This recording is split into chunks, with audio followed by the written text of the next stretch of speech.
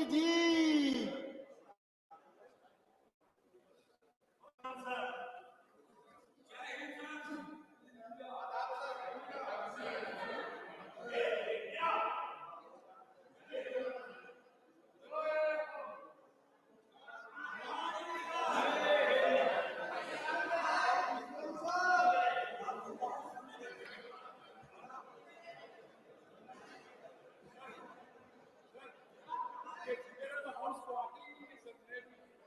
वो आपके मित्र हैं।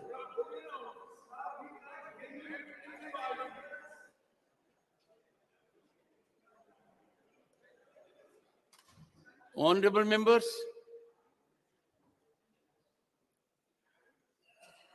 I have the pleasant opportunity to wish birthday greetings to Honorable Member of Parliament, Sri Mohammad Nadimul Haq.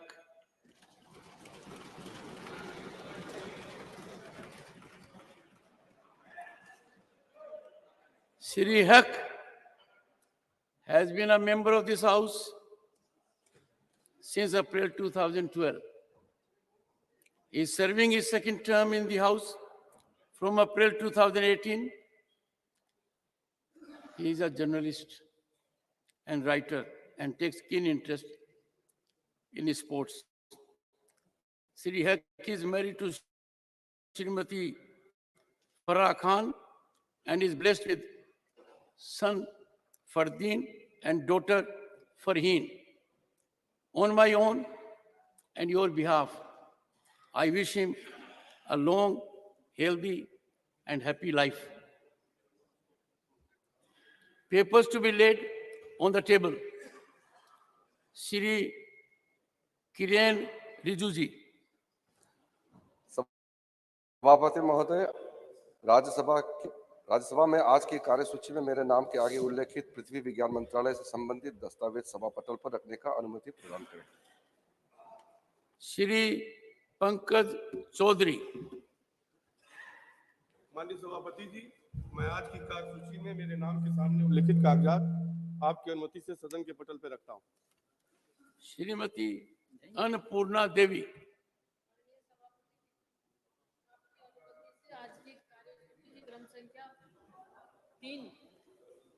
मेरे नाम के सामने उल्लिखित दस्तावेजों को मैं सभा पटल पर रखती हूँ।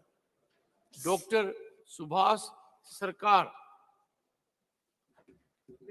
आदरणीय सभापति महोदय, आपकी अनुमति से आज की कार्यसूची की क्रम संख्या 2D पर मेरे नाम के सामने उल्लिखित दस्तावेजों को मैं सभा पटल पर रखता हूँ। नमस्कार। Report of the Department Related Parliament Standing Committee on Labor, Textiles and Skill Development, Shri Vijaypal Singh Tomar। आपकी अनुमति से मैं आज की कार्यसूची में अपने नाम के सामने अंकित श्रम और रोजगार मंत्रालय से संबंधित कर्मचारी राज्य बीमा निगम ESI योजना के तहत प्रयोजक और हितलाभ ESI अस्पतालों का कार्यकरण और कानूनी निधि प्रबंधन विषय के संबंध में विभाग संबंधी श्रम वस्त्र और कौशल विकास संबंधी संसदीय स्थायी समिति 2022-23 के 91 प्रतिवेदन की एक प्रति अंग्रेजी तथा हिंदी में सभा पटल पर रखता हूं। Reports of the Committee on Public Accounts, Shri Shakti Singh Goyal। With your kind permission, I rise to lay the Hindi and English version of the report number 74th and 75th of Public Accounts Committee 2023-2024. As listed against my name in today's list business at serial number 3B. 1.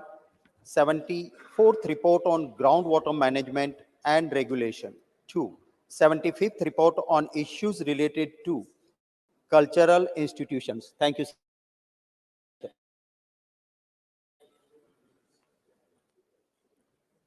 Statement by Minister, correcting answer to question, Dr. Subhash Sarkar।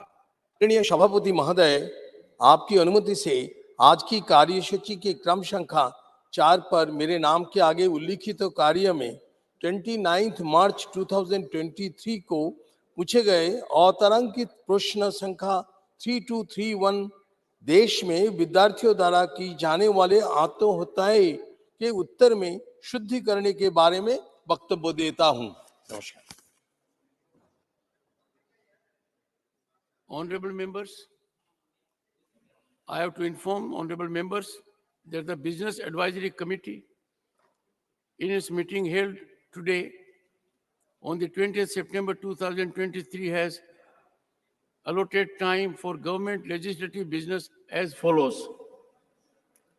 Consideration and passing of the Post Office Bill 2023, time allotted 2 hours.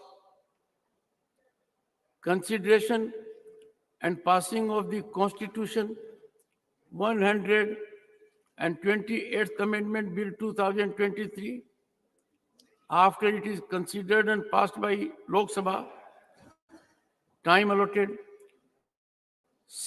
7.5 hours.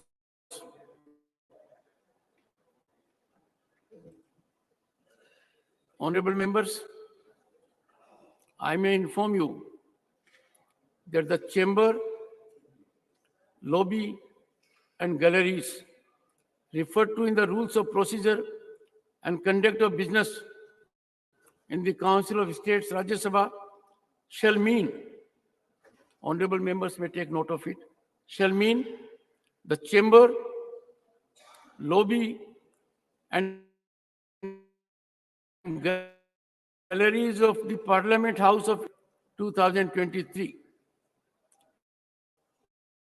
Honorable members may further note the lobby has extended or elongated areas that are to be used as sitting lounges by the honorable members. Accordingly, the said areas shall also be included in the definition of lobby for the purpose of the rules.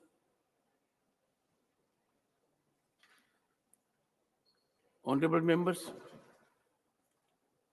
I have received one notice under Rule 176 for short duration discussion.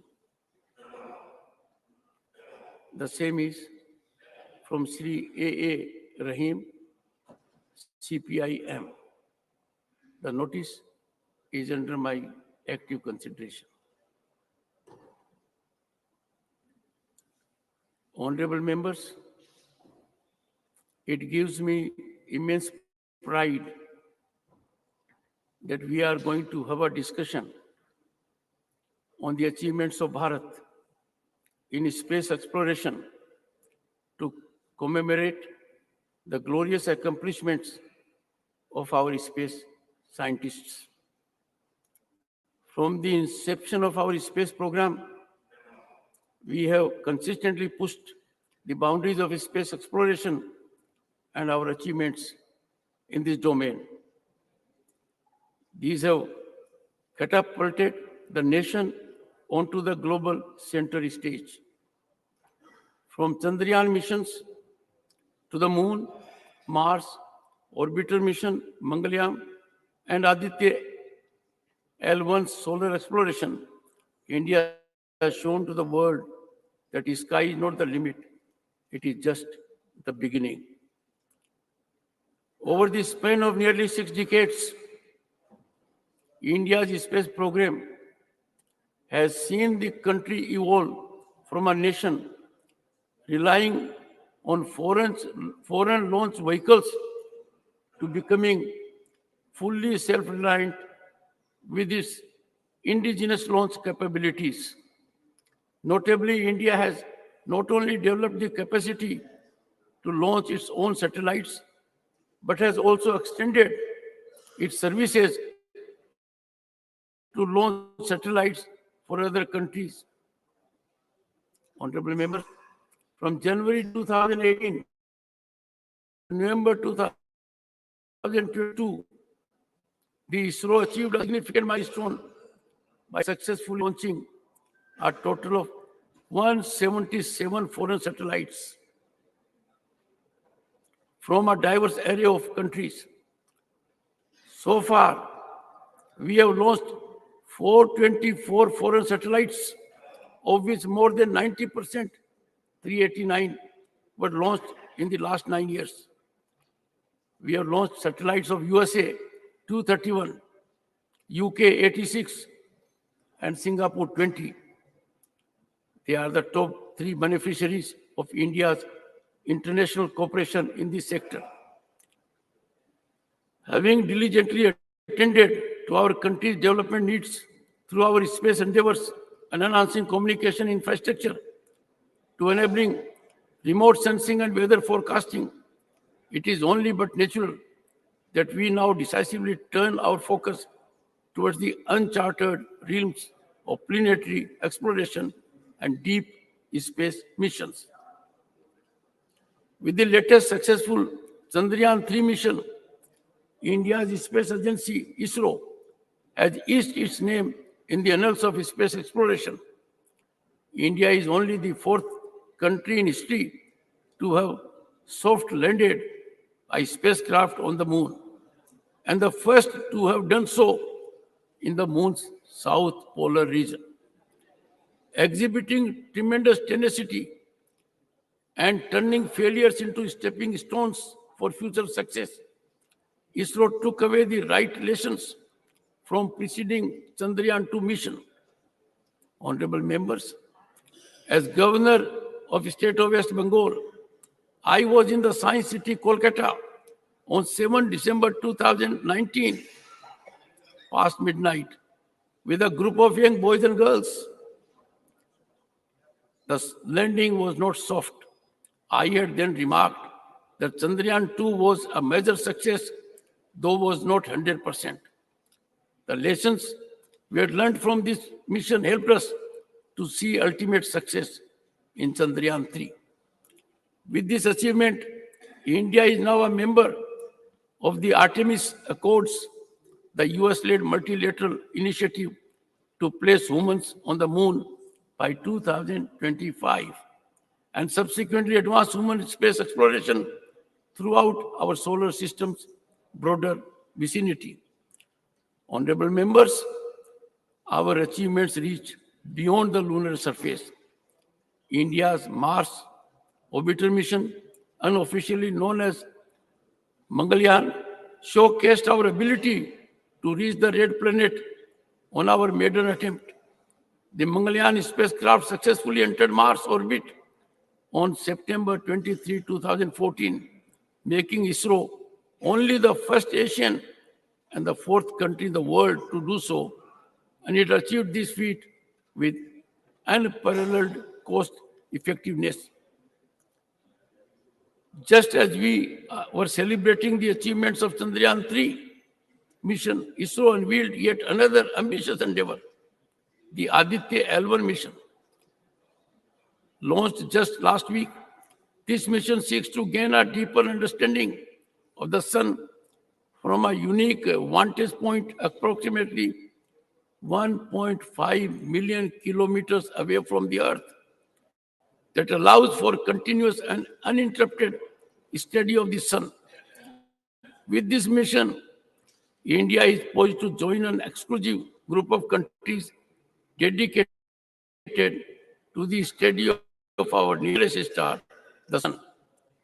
Following its successful missions to explore the Sun and the Moon, ISRO has an array of exciting future endeavors. I am delighted to know that it is now setting its sights on the second most scorching planet in our solar system, Venus. Sukriyaan-1, ISRO's upcoming spacecraft, will likely be launched by end of December 2024. Our scientists of Venus and to operate under the most challenging circumstances. With Horizon spanning this year and the next, ISRO is positioned advanced Earth monitoring, demonstrate advanced capabilities for precision proximity operations in space, and explore some of the most enigmatic objects in the universe.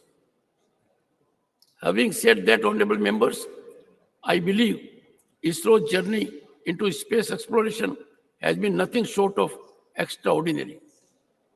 Its achievements in reaching uncharted territories in space garnered international attention. What truly sets ISRO apart, however, is its ability to achieve these remarkable feats at a fraction of the cost when compared to some of the world's other major space agencies, such as NASA and the European Space Agency (ESA). Emphasis on indigenization of critical components and reducing reliance on imports has been a critical aspect of its cost-effective approach and has indeed sparked discussion within the international space community.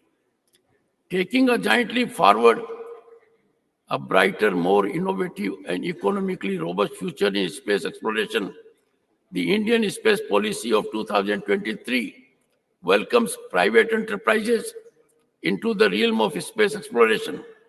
It acknowledges that the private sector possesses the innovative spark, the entrepreneurial spirit, and the financial acumen to propel India's space ambitions to greater heights.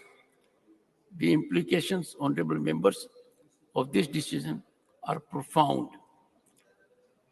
India's journey in space exploration is indeed a matter of national pride.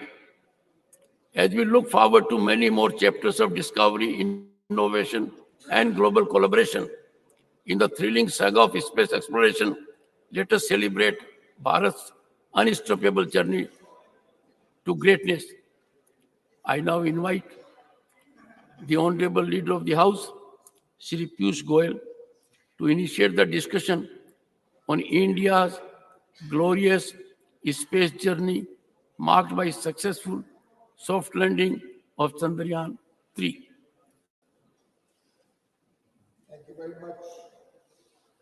Thank you very much, Honorable Chairman, sir.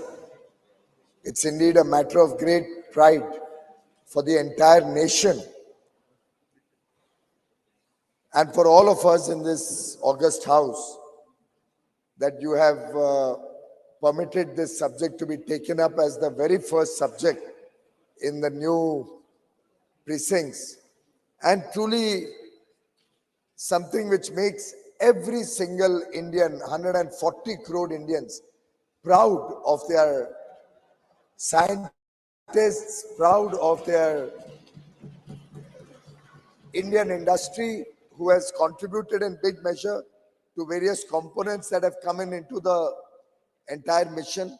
And today, as I stand before you, I think this is one moment in history that will be etched for generations to come as the turning point. India truly entered the space age as one of the top 4 countries in the world. And then, as you very rightly pointed out, Chairman sir, the fact that we were the first country in the world to land on the south pole of the moon is by itself giving us a completely new and elevated pleasure.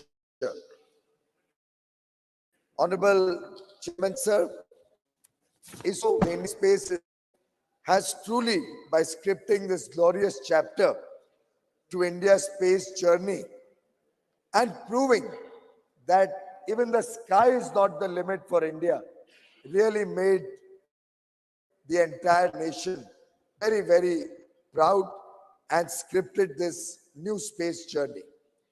Honorable Chairman, sir, the successful landing of Chandrayaan 3 is a trailblazing event which happened over years of consistent focus on the subject, a lot of research, a lot of effort, a lot of successes, a lot of failures. And this has been one area in which India has progressed from step to step. Every time, even we have taken adversity that the face in its stride, learned from our failures, made failure the stepping stone to success, and finally, the historic achievement of the landing is a matter of great pride for every Indian. In fact, 3 lunar missions in 15 years, it almost feels as if the moon is beckoning India, as if the moon is awaiting India, and more particularly so when we see the images coming out from there, when we see the messages that ISRO comes out, I think each successive success is strengthening our resolve to capture the space.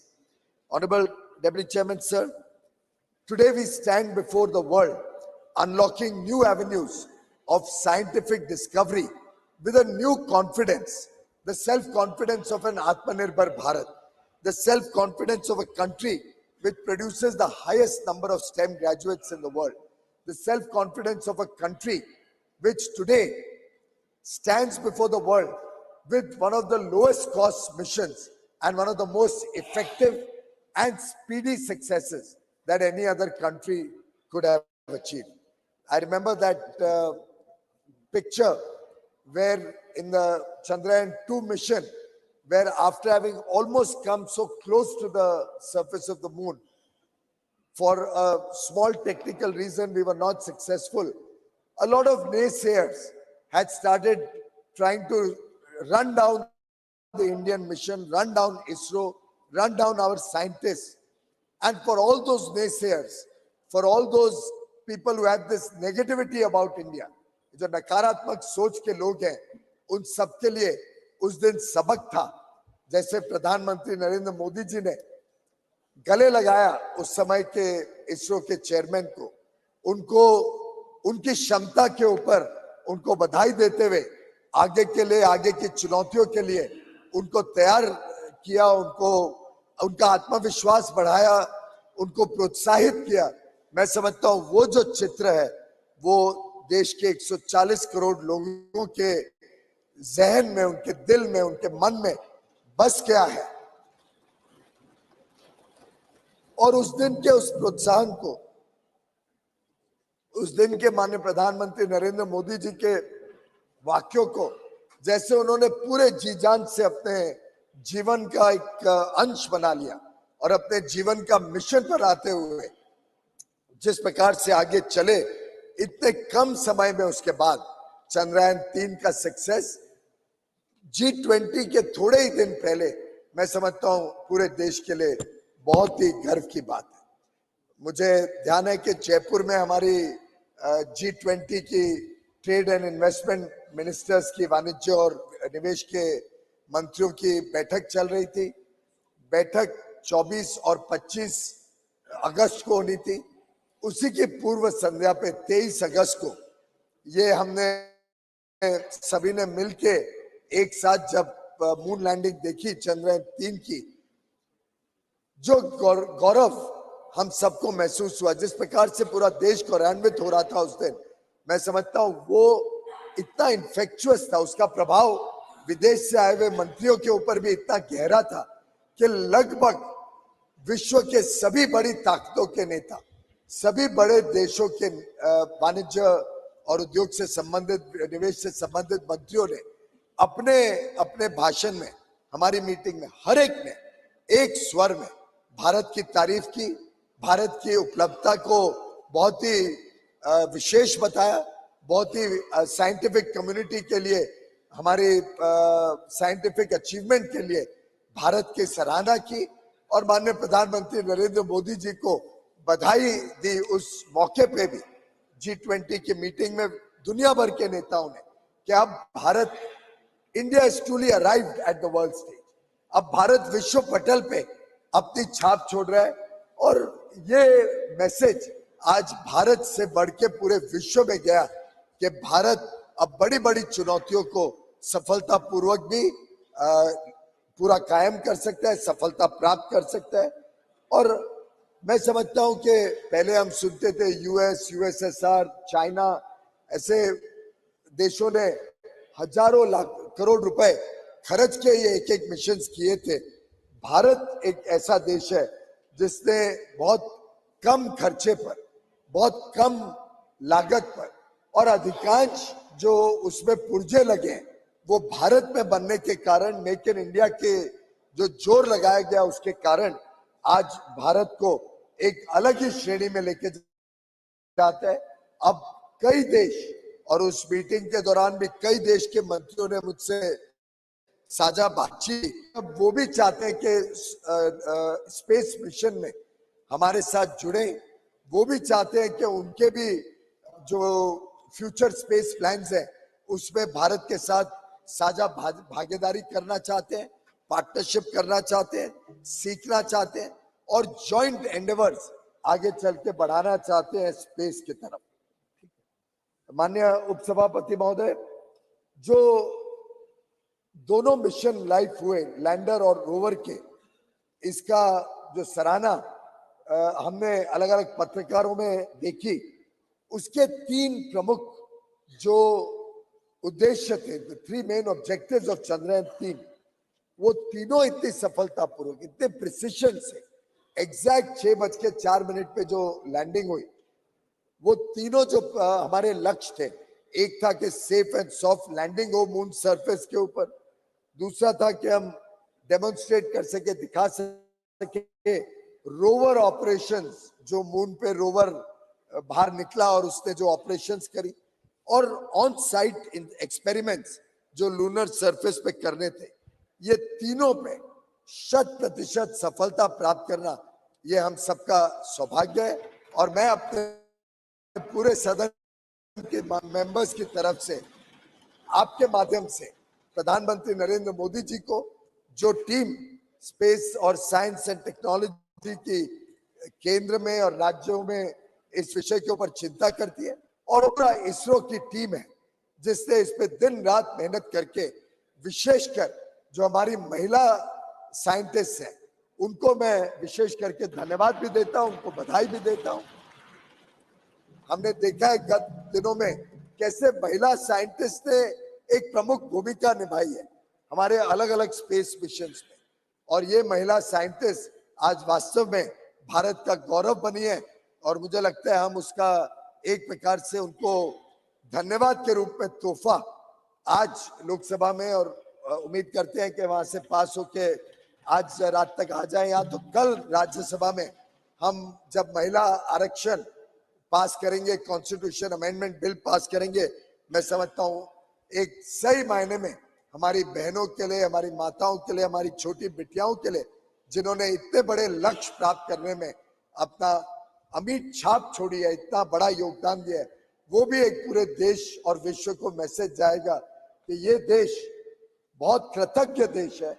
ये देश महिलाओं के सम्मान करने में कोई कटौती नहीं करता, और आगे चल के महिलाओं को और बड़े रूप में इस देश के विकास की प्रवाह में जोड़ने के लिए अहम कदम उठा रहे। माननीय उपसभापति महोदय, ये जो विक्रम लैंडर था, जो प्रज्ञान रोवर था, और जो प्रोपल्शन मॉड्यूल था, ये भारत में बना। मुझे याद है 2014 में जब मेक इन इंडिया का माननीय प्रधानमंत्री जी ने आह्वान किया था, तब कई सारी टिप्पणियां आती थी कि ये मेक इन इंडिया सफल नहीं हो रहा है, मेक इन इंडिया में क्या हो रहा है, क्या नई चीज करी। पीछे भी हाल में भी कुछ दिनों पहले एक नेता का बयान में पढ़ रहा था, जो एक प्रकार से बड़े ओछे शब्दों में, बहुत छोटे स्तर पर मेक इन इंडिया के मजाक उड़ाने की कोशिश हो रही थी।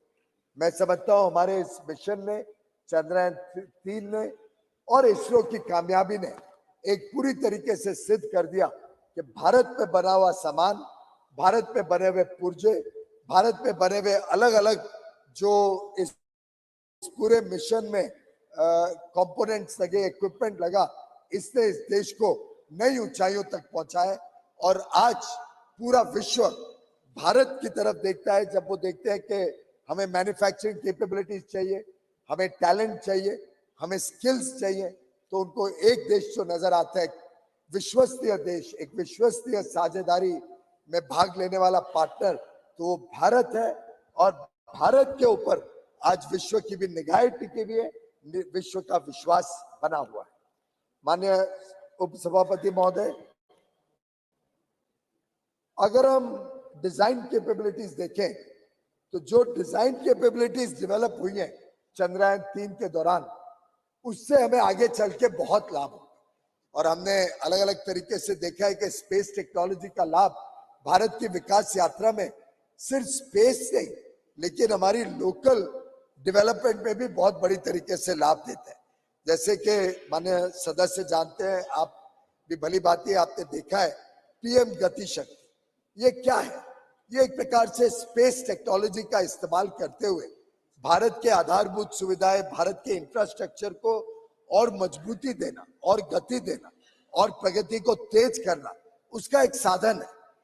पीएम गति शक्ति में स्पेस टेक्नोलॉजी इस्तेमाल करके अलग अलग लेयर्स ऑफ टेक्नोलॉजी, अलग अलग लेयर्स ऑफ डेटा जो तैयार किया गया, जो स्पेस से मैपिंग की गई, और इसका काम माननीय उप सभापति जी, प्रधानमंत्री जी जब मुख्यमंत्री थे, गुजरात के मुख्यमंत्री थे, आज से 12-14 साल पहले उनके मन में एक कल्पना आई थी कि स्पेस टेक्नोलॉजी का मैक्सिमम इस्तेमाल भारत में कैसे किया जाए, भारत कैसे लाभ ले सकता है स्पेस टेक्नोलॉजी का। तब उन्होंने बाइजैक नामक एक संस्था गांधीनगर में एस्टैब्लिश करी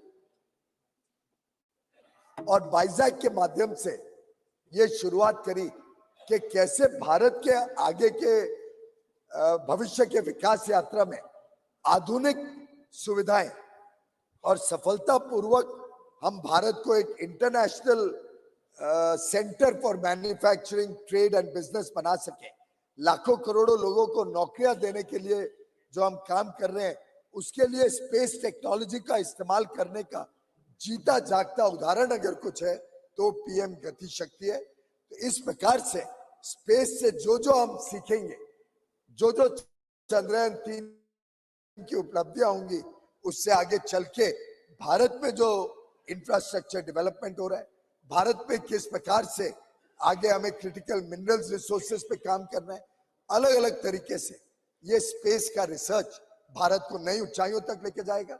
और मेरा विश्वास है कि इस उपलब्धि में हम सब मिलके जो आगे के बड़े एम्बिशियस प्लान्स हैं, जो योजनाएं हैं, जो हमारी दूरदर्शी सोच है देश की कि कैसे स्पेस टेक्नोलॉजी और हमारे स्पेस मिशन भारत को आगे लेके जाने में काम करेंगे।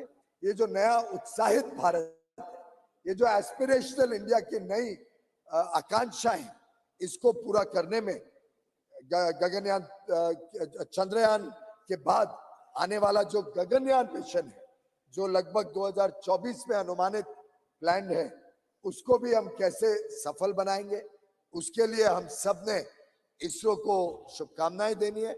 हम सब मिलके एक संदेशा दें कि आगे आने वाले गगनयान के लिए भी इसरो सफल हो, पूरी तरीके से सफल हो। हमारी माता बहनें, हमारे इसरो के साइंटिस्ट जो पूरी लगन के साथ इसमें लगे हुए हैं, उनको हम यहाँ से एक शुभ संदेश दें कि उनका गगनयान मिशन भी सफल हो। हमने ऑलरेडी देखा आदित्य मिशन, जो आदित्य L1 जो सूरज के और भारत के बीच में जो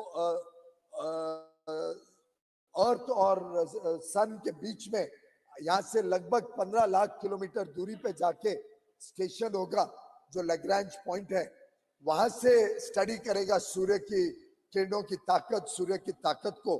तो उस पॉइंट तक सफलतापूर्वक पहुंचे, वो रास्ते में है, उसका लॉन्च सक्सेसफुली हो चुका है और वो पहला डेडिकेटेड स्पेसक्राफ्ट मिशन है जो सूर्य को स्टडी करने के लिए यहाँ से भेजा गया है। इसी के साथ साथ एक डेडिकेटेड पोलरीमेट्री मिशन एक्सपोसैट, जो एक्सरे के माध्यम से पोलरोमीटर सैटेलाइट के रूप में बाहर काम करेगा। इस तरीके से हमारी जो नए नए आगे की योजनाएं हैं, उसके लिए हम सब मिलके इस सदन से एक स्वर में एक बड़ा अच्छा संदेश और शुभकामनाएं भेजें।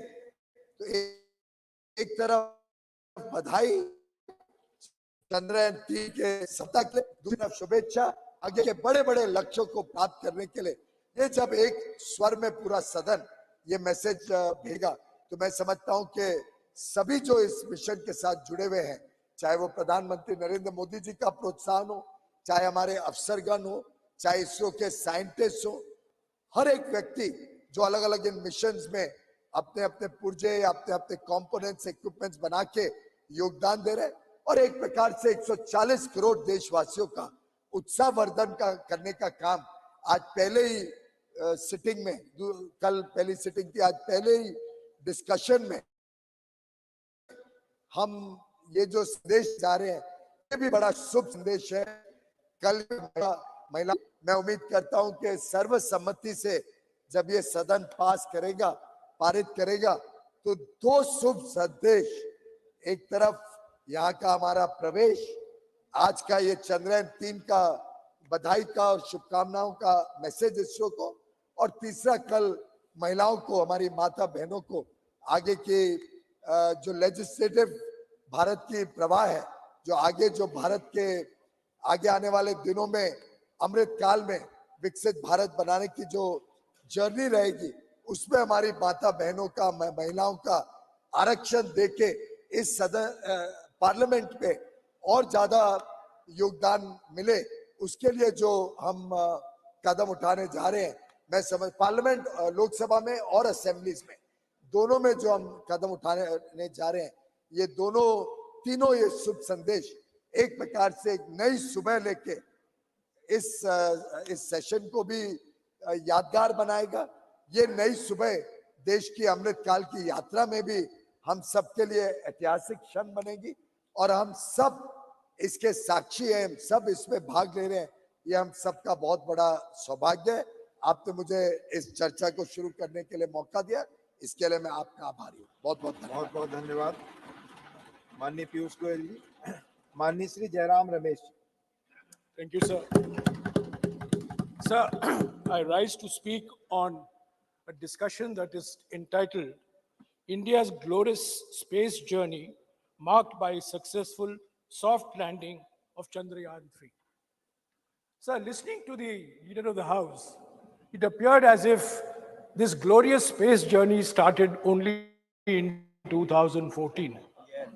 And that the Sutradhar of this space journey is the Prime Minister. I want to take this occasion, sir, to revisit this glorious space journey, not to make political debating points, but to pay tribute to a remarkable generation of Indian scientists and technologists who could have worked anywhere in the world, but chose to come back to India in the 1950s and 1960s. Sir, I have before me a government order issued on the 22nd of February 1962. This is the 22nd of February 1962, an office order issued by the Government of India, which reads that the Union Government has set up the Indian National Committee for Space Research. The committee is set up on the recommendations of the Scientific Advisory Committee to the Cabinet will advise the government on the promotion of research in and exploration of space and its utilization of peaceful purposes. India's glorious space journey began on the 22nd of February 1962, which was marked by the establishment of the Indian National Committee on Space Research. There were two people who were responsible for getting this INCOSPAR set up. Both were the great scientists of India. One was Homi Bhabha, who was then the chairman of the Scientific Advisory to the Committee to the Cabinet, and the second was Vikram Sarabhai, a great name, a man who had a vision for Indian space, and I expected the Honorable Leader of the House at least to make a passing mention of Vikram Sarabhai. Sir, I'm not yielding. Please. Sir, it was 2 weeks.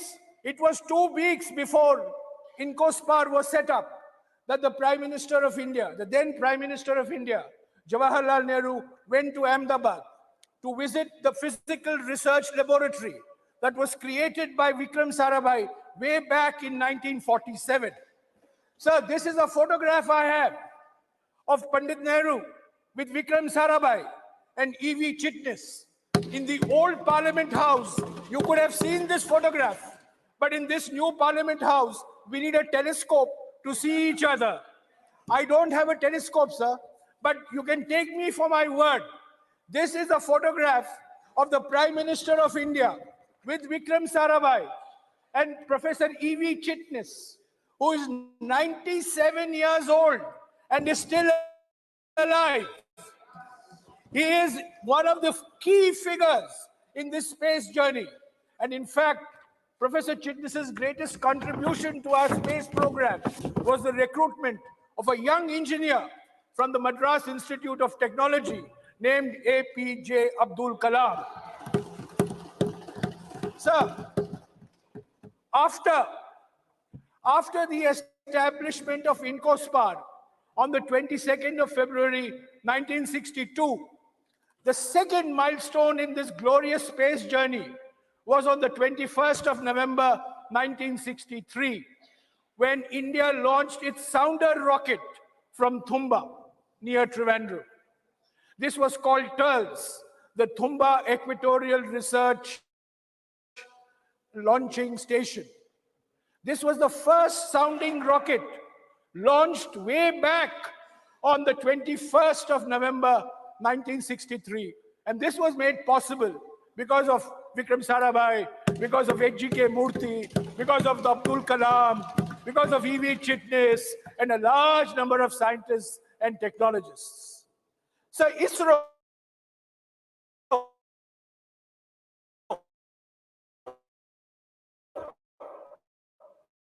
was created on the 15th of August 1969. This was a research organization, gave a developmental boost to the Indian space program. So the Indian space program is the only program in the world that has not come out of the military sector. It has been a civilian program all through. The Indian space program is the only program to have a developmental thrust, the use of space for remote sensing, the use of space for rural development, the use of space for communication, for weather forecasting.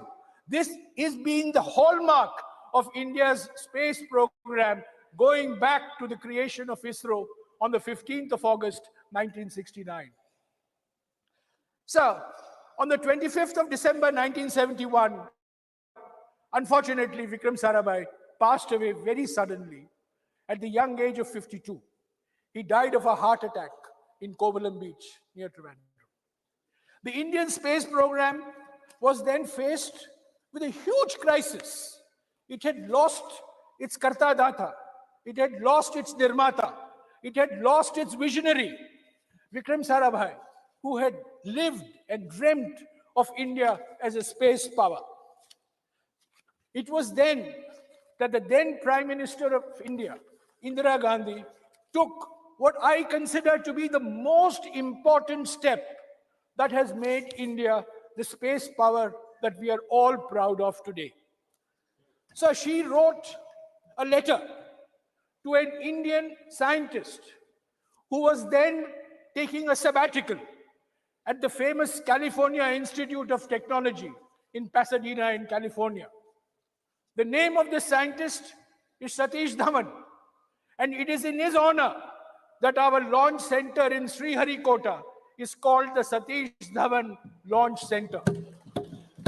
So, Indira Gandhi wrote a letter on the 7th of January 1972, and I wish to quote a few lines from this letter.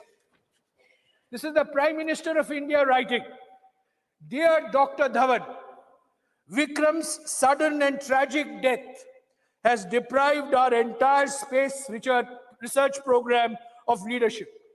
You are aware of the heavy investment we have made in it. The 10-year profile of the development of space shows the extent of our commitment. We cannot afford to allow the entire organization to crumble. I should like you to accept the stewardship of our space program, which I am proposing to separate from the Atomic Energy Commission. Till 1972, space and atomic energy were together. But it is in 1972 that space gets separated from the Atomic Energy Commission. It will be for you to structure this new organization. Please let me know urgently when I may expect you to return and what arrangements you would like us to make for the interim period. I hope you will respond to an emergency situation in a sensitive area of national importance. This is a letter written by the Prime Minister of India to a scientist taking a sabbatical in California, who was then the director of the Indian Institute of Science, Satish Dhawan. Sir, Satish Dhawan immediately accepted the offer of the Prime Minister.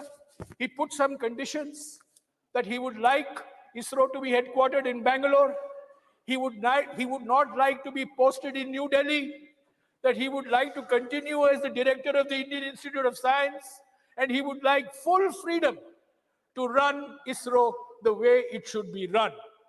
The Prime Minister of India accepted and acceded to all these conditions.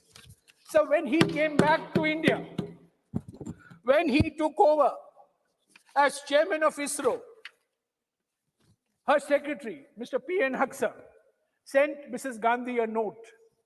And I was fortunate enough to get a copy of this note in the archives. Mr. Haksar, on the 25th of May, the Prime Minister, Dr. Satish Dhawan is an extremely sensitive human being. Hitherto, he has led a relatively cloistered life, devoting himself to the pursuit of his own scientific specialty in the field of aerodynamics. I know he has many doubts and hesitations in accepting the responsibility of heading our space organization. And if he were to opt out of it, we literally have no one at present as the second best choice. It is therefore of vital importance that our Prime Minister should express in her own way her appreciation of the high sense of duty which has led Dr. Dhawan to respond to the PM's call to him. It is equally necessary to say that Dr. Dhawan will continue to receive her personal support in sorting out any problems he may run up against any administrative and other fields, and that Dr. Dhawan should not hesitate in coming to the Prime Minister, and that he will always have direct access. So it is from this day onwards that Prime Ministers of India have held direct control of the Department of Space. It is from this day onwards that the chairman of ISRO, the chairman of the Space Commission, the Secretary Department of Space, three roles combined in one individual, have only reported to the Prime Minister and nobody else. So the glorious space journey that the leader of the House wants us to believe started in 2014. The first milestone was on the 22nd of February, 1962. The glorious journey that the leader of the House wants us to believe started in 2014, had its second milestone on the 15th of August, 1969, with the creation of ISRO. The glorious journey that the leader of the House wants us to believe begins in 2014, had its third milestone in 1972, July, when Satish Dhawan became the chairman of ISRO. Sir, the success of Chandrayaan-3 is based on the competencies, the capabilities, the capacities that have been created over a 60-year period. We launched satellites, but we first launched satellites on Soviet rockets. We did not have a satellite launch vehicle. In July of 1979, our first SLV launch failed. Dr. Kalam was in tears. So Dr. Satish Dhawan said, I am your leader.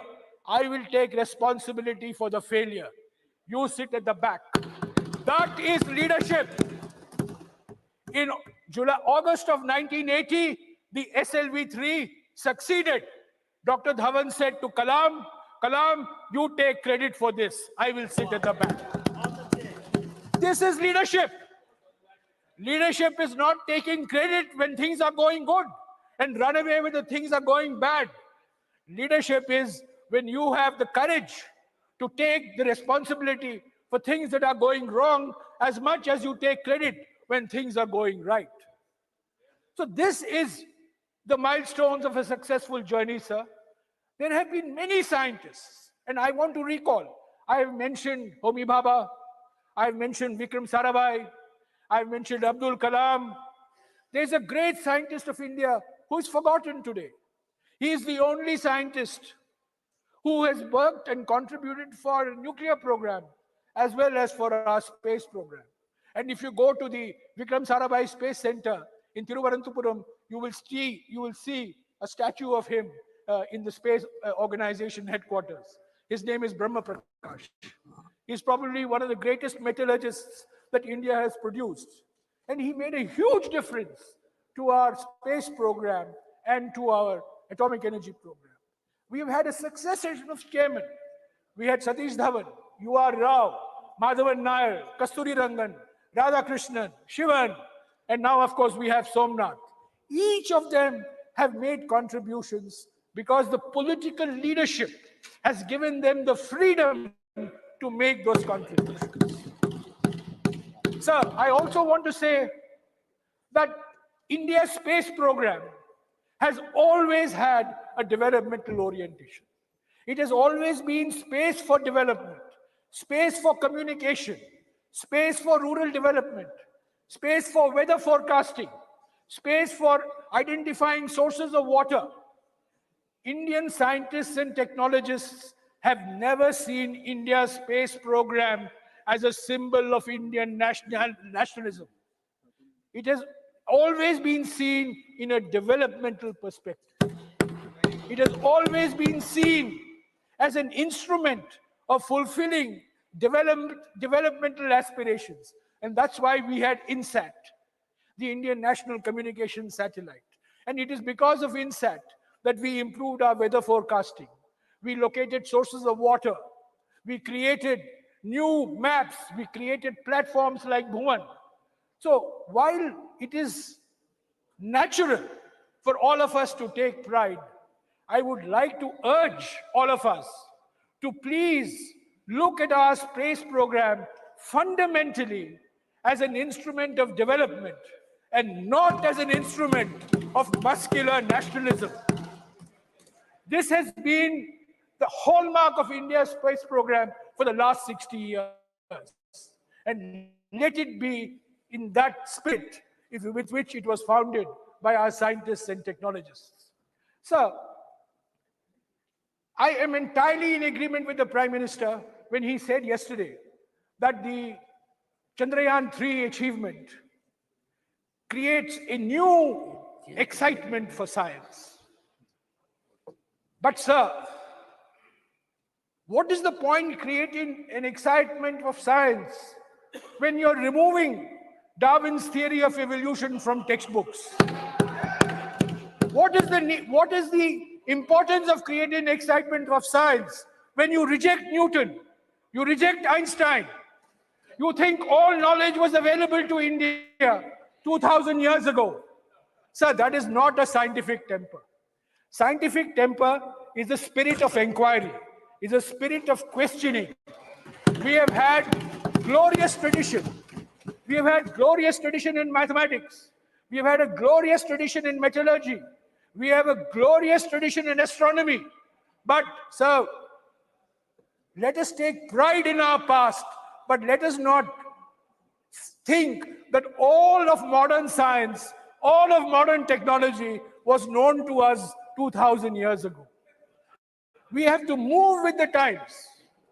That is the scientific temper. That is the scientific spirit. If you reject science, if you do not give your scientific institutions freedom, if you do not allow scientific endeavor to flourish in a spirit of professionalism, you can have all the Chandrayans of the world, but it is not going to make a difference to the minds of the young.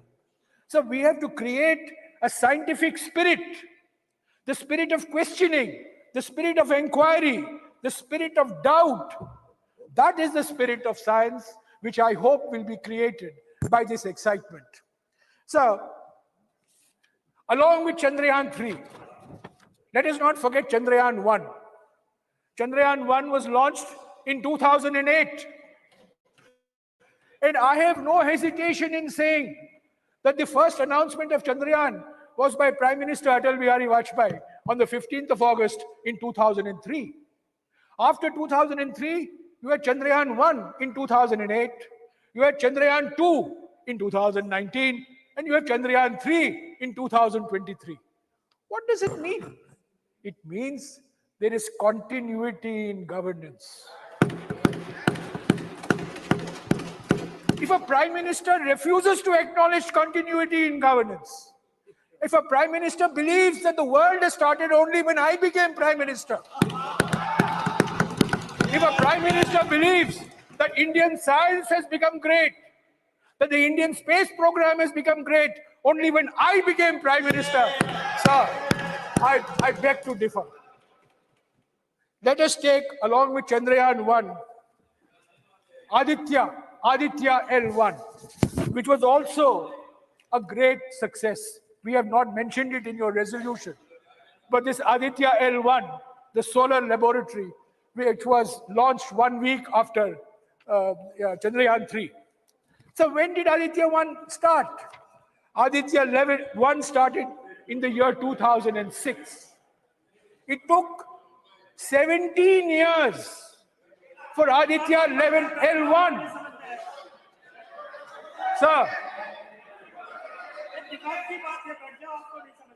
Sir, can I finish? Sir, it took 17 years for Aditya L1 to be conceived, to be planned, to be executed, and to be launched. The Honorable Leader of the House said, we are now making things in India. So we have always been making things in India. Larsen and Toubro, Walchand Nagar Industries. There are so many Indian companies I can think of which have been associated with the Indian space program going back to the 70s. To say that suddenly after 2014, we have started making things for our space program is a complete distortion of facts. In fact, the Indian space program has always been based on creative partnerships with the Indian private sector and Indian public sector. Our nuclear reactors are made in India. Our rockets are made in India. Our launchers are made in India. Our satellites are made in India. And they were being made in India before 2014. Sir, I don't know what your intention is, whether you want to pass a resolution at the end of the discussion. But if you do want to pass, sir, let me finish, sir. If you do want to pass, please acknowledge that the capabilities, competencies, and capacities that have resulted in Chandrayaan 3's success are the results of investments made over the last 60 years. These are based on contributions of successive prime ministers. These are based on contributions of a large number of Indian scientists, large number of Indian technologists, many of whom we don't even know of, many of whom we don't even acknowledge. But I think today is the day when we should salute our Indian scientific community, our Indian technological community. So, it is the Indian scientists and Indian technologists who gave India the Green Revolution in the 1970s. It is Indian scientists and Indian technologists who gave India the White Revolution in the 1970s. It is Indian scientists and Indian technologists which have created our missile development program, the Agnis and the Prithvis and the Nags. And it is Indian scientists and Indian technologists who have given our space program the profile in the world that it has today. And I want to say one thing about these scientists and engineers, sir. So all the newspaper headlines, all our talk is based on our elite institutions of learning. I happen to come from one of them. But I have no hesitation in saying that the contributions in the space program have come from men and women who are graduates of government engineering colleges, of lesser known engineering colleges. They are not from IITs, they're not from IIMs, but they are from colleges in Kollam, colleges in Trivandrum, colleges in Surat, colleges in Baroda, colleges in Pune, colleges in Bhopal, in Rajasthan, colleges in Indore, colleges in Jaipur. This is what colleges in Chennai. Sir, this is the strength of Indian science. The strength of Indian science doesn't come from 5 institutes or 10 institutes or 15 institutes. The strength of Indian science comes from a very large population of engineering institutions, which we have to nurture, which we have to upgrade, which we have to recognize, and which we must give full freedom for them to operate. So, sir, I associate myself with the sentiments of the Leader of the House, who has not heard whatever I have said because he's been busy in conversation with the person next to him throughout. He has been busy in conversation throughout. No. Take a Sir, Jairam, now you have made a reflection. Let him react. He has. And before that, Jairam was on right track. Jairam, you were on right track. But when I took the seat, you got little political. what is this? From science, you traveled to politics. Sir, I had got up in between also. Unfortunately, Jairam thought, Honorable Chairman, sir. Sir हमारा पुराना रिश्ता है sir, हमारा पुराना रिश्ता है। और ये बड़े इन्होंने कुछ साल पहले आइंस्टाइन और न्यूटन को कंफ्यूज भी कर दिया था। पुराना उसको रिश्ता, याद नहीं दिलाऊंगा उनको। पुराना रिश्ता, पर आज उनसे भाषण सुनना पड़ा, प्रवचन सुनना पड़ा। पुराना हमारे रिश्ता, स्पेस प्रोग्राम का क्या उपलब्धियां हैं। पुराना रिश्ता और पुराना घाव मीठा दर्द देता है। Sir, I associate myself with the Leader of the House. We acknowledge, we salute, we applaud ISRO, the past members of ISRO family, the present members of ISRO family. We congratulate our Indian scientists. We congratulate our Indian technologists. I am sure that many more achievements are there in the years to come. But sir, I will only end by pleading that we need to give our scientific and technological institutions full freedom. We need to give our scientific and technological institutions full independence and professionalism. And we need to free our scientific and technological institutions of any political patronage and political interference and political intervention. So let us on that thought, acknowledge the glorious space journey that we have had. And let us also acknowledge the milestones that we have gone through, even though the Prime Minister and the Leader of the House may choose to airbrush them away from history. They are a fact of life. They cannot be erased from history. They are very much part of our space journey. I thought that it is important for me to remind the House where we have come from, the journey that we have taken, the achievements that we have had, the people who have contributed, rather than fall victim to this new impression that has been created that this entire accomplishment of Chandrayaan-3 and Aditya L1 is the result of only one individual. Thank you, sir.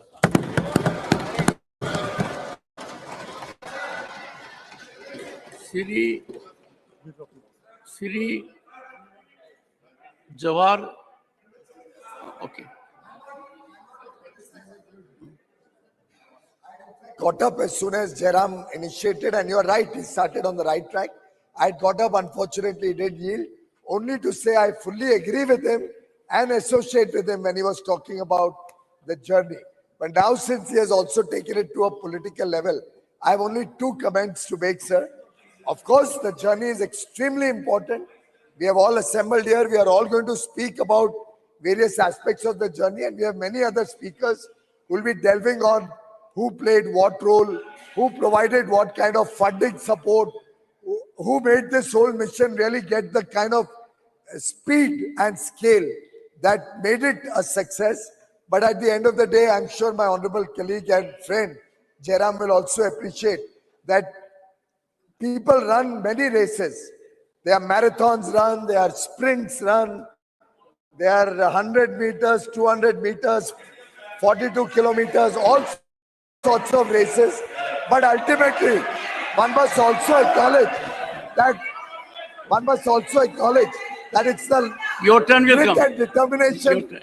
that makes the winner win.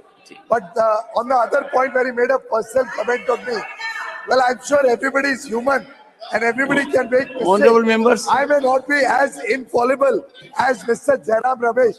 He's of course infallible. Please. He has never made any mistakes in life. I have very openly and in public acknowledged I made a mistake at that point of time in the rush of speaking. But I have not made the kind of colossal mistakes that my friend Jairam Ramesh has done when it comes to killing the development journey of India in so many ways. My friends from Andhra and Telangana are still suffering for the irrational way in which, as the architect of the split of Andhra Pradesh, he left both countries, both states in trouble. I have not politicized it. I have not spoken about his failures when it comes to environment. I have not spoken about how he became an impediment to the very progress of the nation of infrastructure development. I think we can leave Please that don't take it. for Take it. outside Take it. the Take it. house. Take it. Honorable members, please. One second. I'll come to you. I'll come. Please take your seat. Please. Not, please. Honorable members, I hope the comment I'm making now will be appreciated. The intellectual level of the House is very high. About 3 decades ago, I was in Rajya Sabha as a junior minister. A very distinguished member was making a scholarly address, as Jairam made.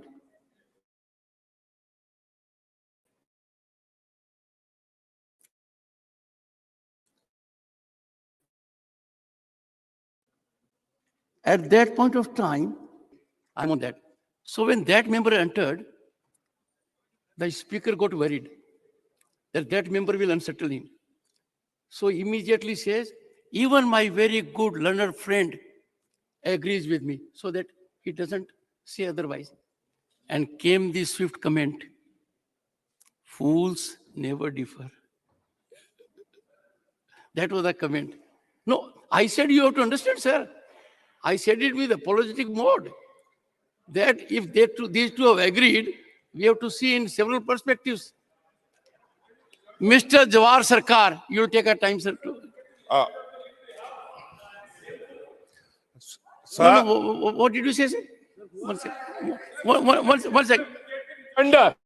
Look at the rejoinder of the leader of the house No. after such a brilliant speech, bringing in Telangana division of Andhra Pradesh. Honorable Sir, that's members, actually shameful. One second. No, He it is took a punt deleted. at me, I took a It is punt at him. deleted. Where is the shamefulness? Where is Please. the shamefulness?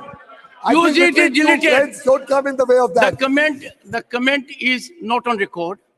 And honorable members, after a long time, we had a good debate. After a long time, the people were informed. Maybe there is a political put which will be there both sides and all sides. But after a long time, we are on track. And therefore, we must appreciate it. My light comment was in that direction only. Let us play. No. I'll look into it. But all I'm saying is, after a long time, we have had some return to a situation where outside people will get some knowledge. They will get inspired. all sides. You want to say something, ma'am? Yes, ma'am. Well, one of the greatest artists, and I've admired her for a long time, several decades. If she associates with sentiment, it's a great positive gain for all of us.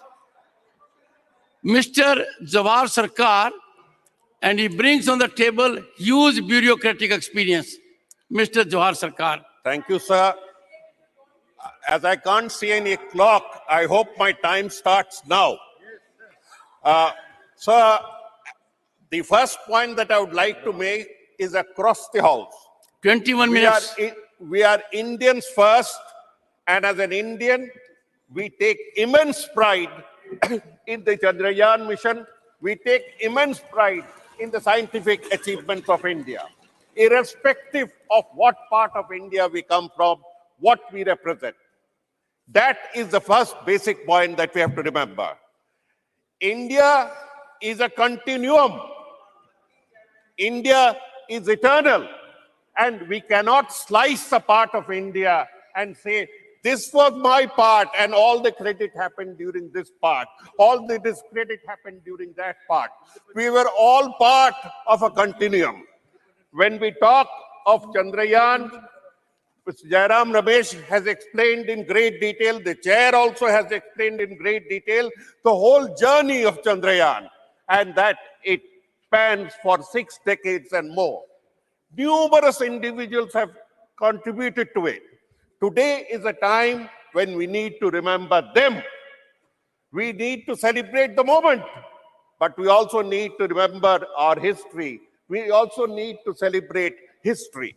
So I'll begin with where Mr. Jairam Ramesh said, the great contribution of Pandit Nehru to the whole episode, to the whole journey. As Indians, no one can deny, I am not speaking parochially, no one can deny the immense contribution of the man who introduced scientific temper in India, the man who introduced all forms of scientific research, Vikram Sarabhai. We have come to a new house and there should be a new approach. Instead of only political leaders, we should celebrate the images, the statues of Vikram Sarabhai, of Abdul Kalam, of Homi Bhabha. These are the ones who took us to where we are. We have to admit that it is this, the great leadership, the great vision, the unending toil of Homi Bhabha, of Satish Dhawan, of Vikram Sarabhai, of Abdul Kalam, where we are today, where Abdul Kalam, where we are today. We also cannot acknowledge or disacknowledge or deny the role played by the prime ministers. The present prime minister must have surely contributed to this great journey, but that does not mean that earlier prime ministers who laid the path did not contribute and should not be forgotten. As an Indian, my heart leaps when I see our space launch vehicles propel these satellites of other countries and place them in space. We do a big favor to the rest of humanity, to other nations, and my heart leaps. But my heart is big. As an Indian, as a person who shares the timelessness of India, we should have a big heart. The big heart that not only takes space launch vehicles, take only satellites, but also propels ideas. Today, my heart leaps with joy for another reason. And the reason is that science is finally gaining over superstition. Science is finally gaining over superstition. We have to believe in both experimentation, in empiricism and evidence before we open our mouths. Before we open our mouths, we must think of the consequences of what we are saying. Experimentation, empiricism, and evidence. How can someone say that Ganesha's head was placed by plastic surgery? We had his Chaturthi yesterday. How we believe in the greatness of Ganesh. But how can you say that his head was placed by plastic surgery? How can you talk of stem cell surgery, stem cell science, bringing in a particular large section in the Mahabharata? We have to have, you have to have both faith in something and faith and a strong belief in rationality. Personally, I don't find any great conflict between a faith in something and rationality. Others may, I don't. As an Indian, I can move along with faith and I can also move along with rationality. But I would not ever like to see the date when faith, superstition, and backwardness trample upon the fruits of science. We have the science minister who comes and says that we reject Darwin. We have another minister who comes and says we reject Einstein. For God's sake, if you reject science, you cannot celebrate science just because the timing was such. You cannot reap the benefits of a timing and then say. We had a science and technology minister who said we discovered the theories of Pythagoras before Pythagoras. For God's sake, you are a minister of the Great Republic of India. You cannot make these statements. Please refrain, the leaders. I beseech of you, please restrain them from making irresponsible statements. A vice chancellor of Andhra University talks about stem cell research. A chief minister talks of Mahabharata, talks of internet and space communication during the age of Mahabharata. Let us from this lesson, let us from this moment take an oath that before we make unscientific comments, we will restrain ourselves, we will stick to science so that we have many more Chandrayans, we have many more Adityas, we have a superior make in India. Since people were talking about contribution, a very important point that we need to remember is that this contribution of Chandrayaan reveals that it is a smaller technological colleges of India that are not in the limelight. Non-IITs, if I may put it bluntly, it is the non-IITs that have landed India into such a glorious position. We are feeding on IITs, but many of the products of IITs are going abroad to serve the interest of world capitalism, to serve the interest of world capitalism, to serve the interest of world domination. Why are we doing it? We need to shift our emphasis to our smaller colleges that are produced. Bengal, incidentally, has sent 31 in the ISRO. We could have said more about it. Now, when I mentioned about superstitions, I also come to two spoiler points. We have spoken about the greatness of ISRO, but we have not mentioned one word about the Devas Antriksh scandal. The Devas Antriksh scandal remains alive till today. A few months ago, the Delhi High Court has pronounced a judgment which will make you shiver. They say there is poison in the seed. The entire thing is a poisoned effort. It doesn't matter to me which regime did it. No regimes get into such great detail. It doesn't matter. We should have closed this chapter. We should have punished them because we remain vulnerable to an international fraud of something like 30,000 crores. Why should we pay it? Just because some technocrat made a dirty deal. We talk of the Nambi effect, we celebrate. We can celebrate science, we can celebrate the effects of science, we can celebrate our victories, but do not, as the chair has said, bring politics into it. This brings me to a point where I say that if you want to really move forward with more Chandrayans, with more Adityas, with more progress in this domain, free science. Free science. You have made science subservient to the rules of the bureaucracy.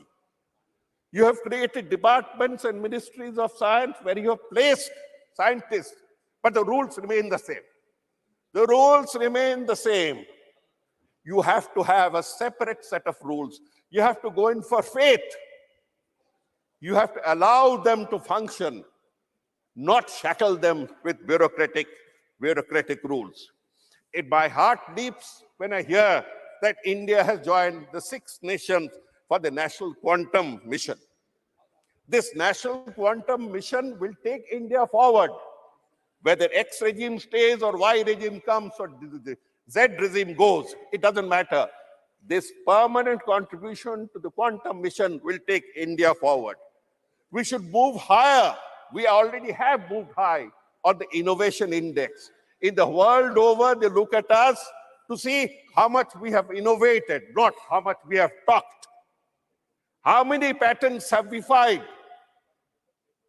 This is hard fact. And we have actually gone up, but we need to go further up. This is where the focus should be. The tragic point about Indian science is that even the budget of ISRO has been cut by 8%. The tragic point of Indian science, the tragic part of Indian science is that we do not contribute enough to R&D, research and development. It's an international shame.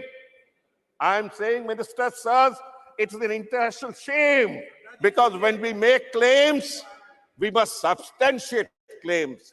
Our contribution of the GDP to research and development is 0.65%, out of which 4% is contributed. 4% is contributed by the state sector, that is the government sector, and only 0.2% is contributed by the corporate sector in India. It is this same corporate sector that you have allowed a 4 lakh crore remission. I am repeating, you have remitted 4 lakh crores by way of taxes from 2019. What have you got in return? Can you make them contribute 0.5% more?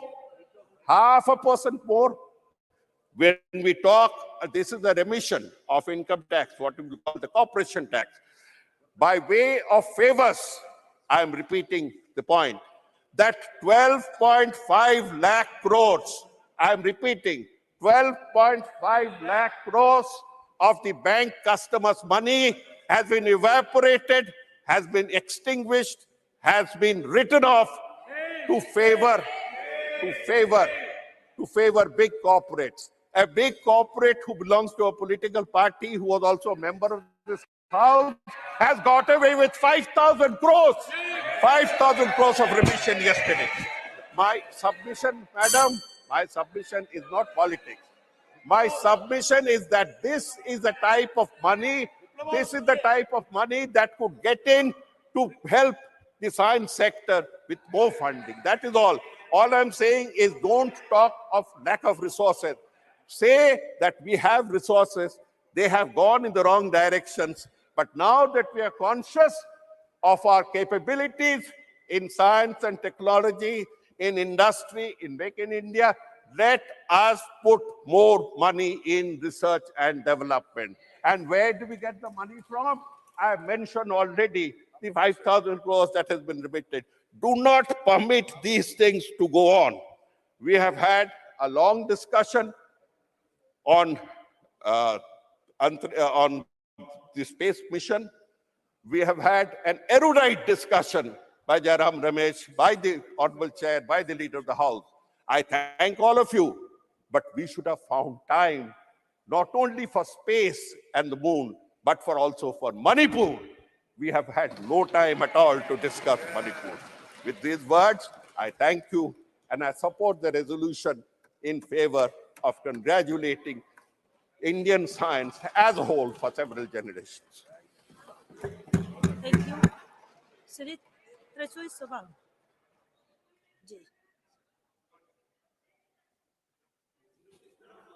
Thank you, Madam Chairperson. I am very proud to participate in this discussion of India's glorious space journey marked by successful soft landing of Chandrayaan-3 in the moon on the moon as a citizen of India and not of Bharat. Really, it's a proud moment. The whole world is celebrating. Chandrayaan-3 has landed in the moon very softly, and the lander and rover are doing their works very softly. But we landed in this new parliament building, and only turmoil and turbulence are seen for the past 2 days. That is moon, and this is parliament. Very happy moment that India is the first country to have landed in the south pole of the moon, which is being celebrated across the world, though it stands for among the other countries who have reached the moon. After this successful mission, India's space industry, exploration industry is being talked much about in a big and proud way across the world. And the Indian spacecrafts are being considered and seen as milestones of this sector. All this credit goes to the team of the ISRO. The relentless pursuit, the dedication, and their passion has made this country globally very famous. And I don't want to repeat what Mr. Jairam Ramesh told or Mr. Sarkar spoke here. Yes, the history is very long. And Vikram Sarabhai has recollected this moment, started the ISRO journey from a church. The church gave its praying space for Vikram Sarabhai to launch his first rocket when he was searching for a suitable space. So for this, no caste, no religion, no anything, it is India. And India has traveled a long way, and now we are reaching to heights which is being appreciated. So very importantly, I want to make here something very emphatically. The mission director of this Chandrayaan-3, which is being very much celebrated, is Mr. Veera Muthuvel. He is from Viluppuram, Tamil Nadu, where our finance minister has also studied schooling. And he studied in a government school. He went to Coimbatore and did his engineering in Lakshmi Engineering. And then he came to Trichy, to my place, and did his NIT. And now he is considered to be a very shining example for all the aspiring scientists and engineers who are indulged in aerospace. And added to that is Chandrayaan-2. It is one Vanitha Muttaya. She is from Chennai, very ordinary, humble family. She also studied from a government school, studied in various engineering colleges in Tamil Nadu, and now she was the project director of Chandrayaan-2. And Chandrayaan-1, Mallikarjun Kharge, who is called as the Moon Man. He was the first one. 1969, Apollo landed in the moon with Armstrong, but they returned. But it was the mission of Mallikarjun Kharge which came with the result that there is water is available in the moon, and that is being held across the world. He is responsible for 60 satellites which have been successfully launched by the ISRO. He is also from very humble family. He studied in a government school and have achieved. And now the Aditya number 1, Aditya 1, going to explore the sun.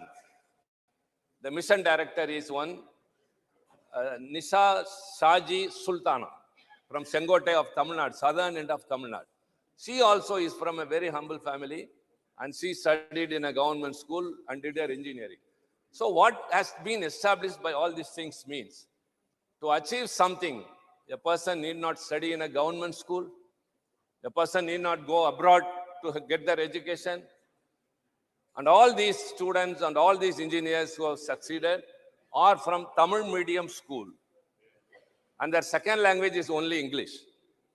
So to reach the space, Veera Muthuvel, the successful mission director of Viluppuram, started from Viluppuram and landed in the moon without Hindi and Sanskrit.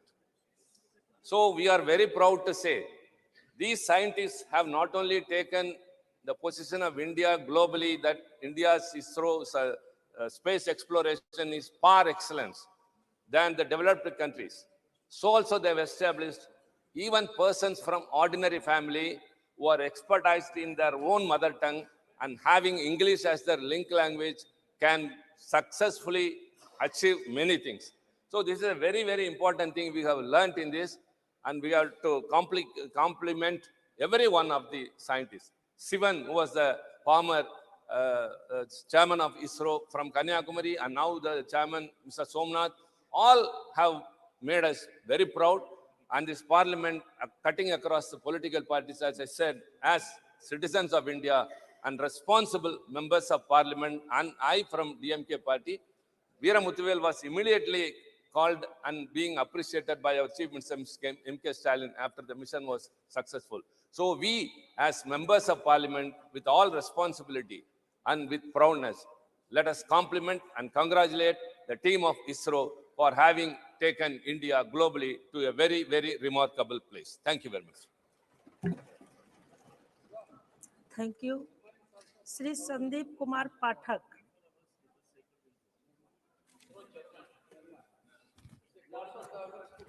बहुत बहुत धन्यवाद chairman sir.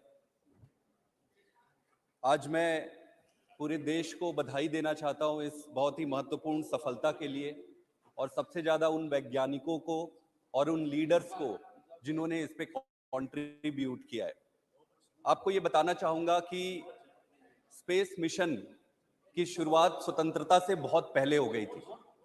Calcutta में professor मित्रा थे, CV Raman साहब थे, और आते आते स्वतंत्रता के बाद फिर विक्रम साराभाई और होमी भाभा, इन लोगों ने एक ऐसी लीडरशिप, साइंटिफिक लीडरशिप की नींव रखी जो आने वाले समय में आज इसरो का जो आज स्वरूप देखने को मिल रहा है उसका एक प्रमुख कारण थे।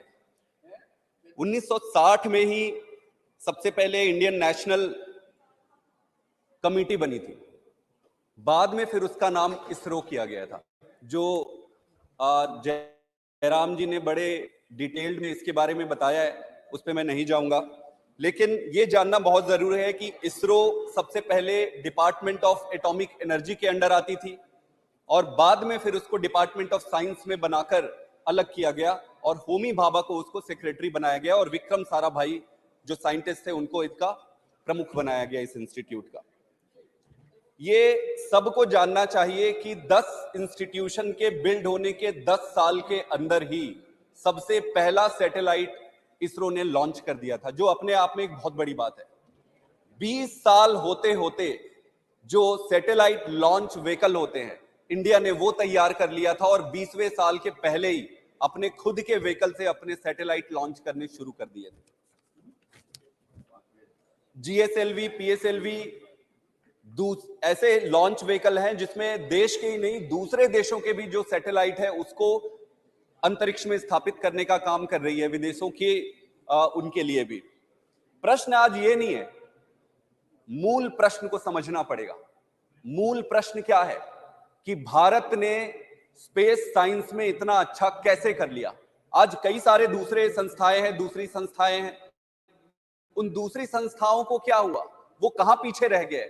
इसरो ने ऐसा क्या, भारत ने ऐसा क्या किया स्पेस के क्षेत्र में जो इतना आगे कर लिया।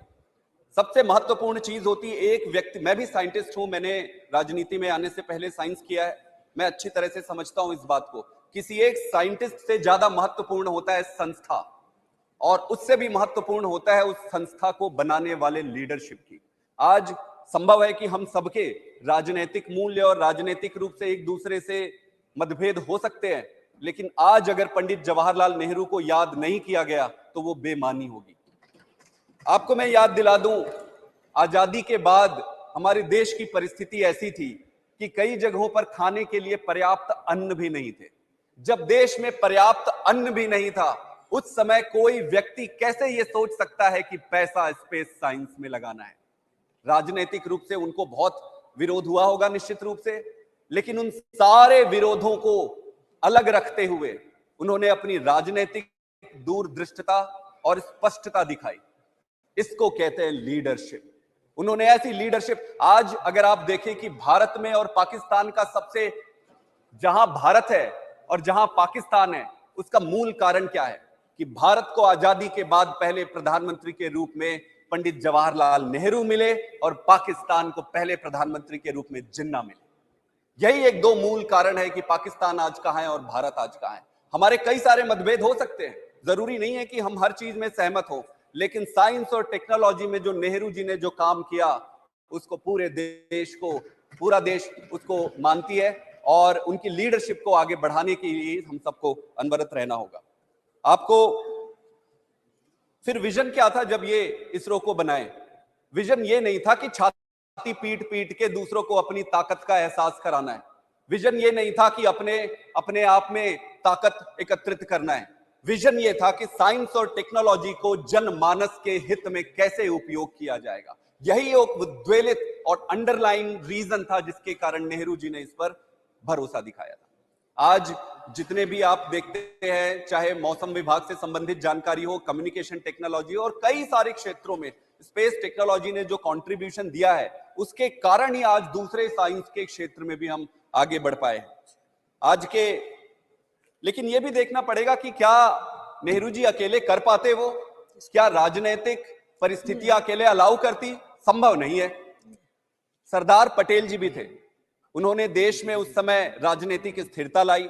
अंबेडकर भी थे जिन्होंने कॉन्स्टिट्यूशनली इस देश को एक ऐसा महान कॉन्स्टिट्यूशन दिया। तो एक टीम वर्क होता है, किसी भी देश के विकास के लिए टीम वर्क सबसे महत्वपूर्ण होता है, जो आज मुझे लगता है गैर राजनीतिक दलों में भी और अपने खुद के राजनीतिक सभी दलों में भी इस तरीके की टीम वर्क का अभाव है।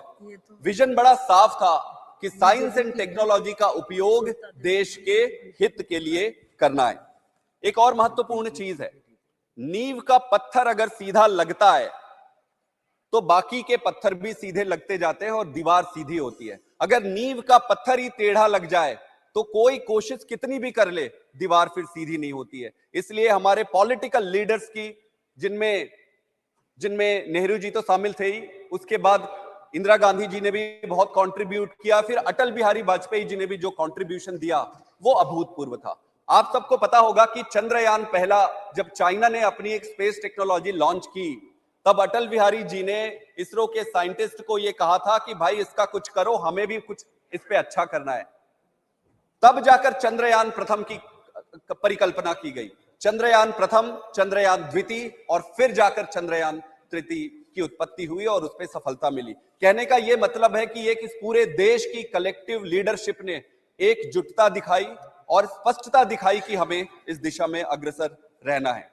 यह भी इंपॉर्टेंट चीज है, कोई भी देश आप देख ले जो विकसित है, ऐसा क्या कारण है कि देश विकसित है और ऐसा क्या कारण है कि कुछ देश अविकसित है या विकासशील है? उसका प्रमुख कारण यही है कि जिन जिन देशों में राजनीति देश के मुद्दों पर नहीं खेली जाती है, वही देश आगे बढ़ता है। कोई भी पॉलिटिकल पार्टी तो आते रहेंगे, आज एक पॉलिटिकल पार्टी, कल दूसरी आएगी, कल तीसरी आएगी, फिर कल चौथी आएगी।